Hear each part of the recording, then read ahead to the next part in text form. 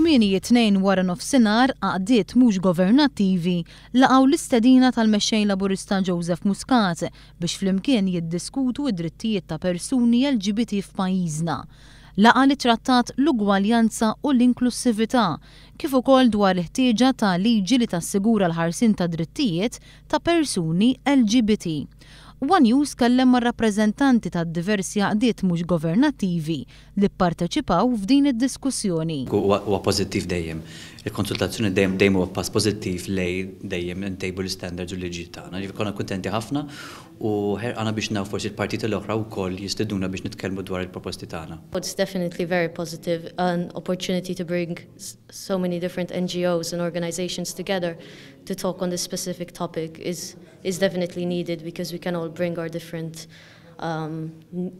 ideas into it, as well as some people with a lot of experience, so it's great. Għonet għandek diskussjoni ma' persuni li speċi tagħti l-opinjoni tiegħek u persuna bħal Joseph qed jisma' eżattament x'nixtiequ aħna bħala l-persuni konċernati fiha. Ġifieri ovvjament jagħmlu ħafna ġid laqgħat bħal daw. Il-fatt li ltqajna u kellna l-opportunità li niddiskutu hija dejjem pożittiva, jiġifieri mhux neċessarjament qabilna fuq kollox, imma naħseb ejja ngħidu li fuq ħafna affarijiet jidher li hemm qbil. Dwar is-sitwazzjoni ta' persuni omosessuali, lesbjani, bisessuali u transgender f'pajjiżna, ir-rappreżentanti qalu hekk. It could be much better, let's put it this way.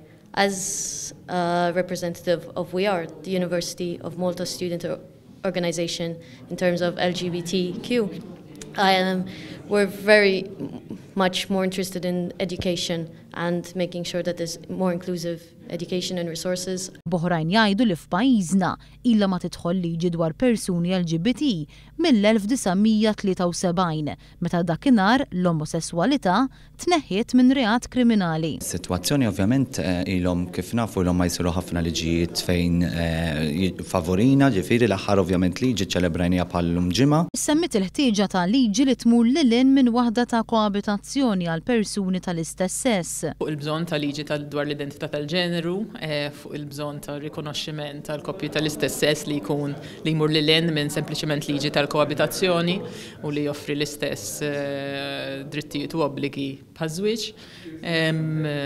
Fuq il-bżonn li jittieħdu ċerti inizjattivi fil-kamp edukattiv. Mejna li nsaħħu liġijiet dwar il-protezzjoni tad-drittijiet tal-bniedem, insaħħu dawk l-entitajiet nazzjonali li diġà qed jieħdu ħsieb id-drittijiet tal-bniedem u kif ukoll ikollna attenzjoni speċjali għall-membri tas-soċjetà li iktar marginalizzati. Min-naħa tiegħu il-mexxej Laburista Joseph Muscat qal li din hija l-ewwel darba li partit politiku se jkun qed jiddedika kapitlu sħiħ mill-programm elettorali tiegħu għad-drittijiet ċivili.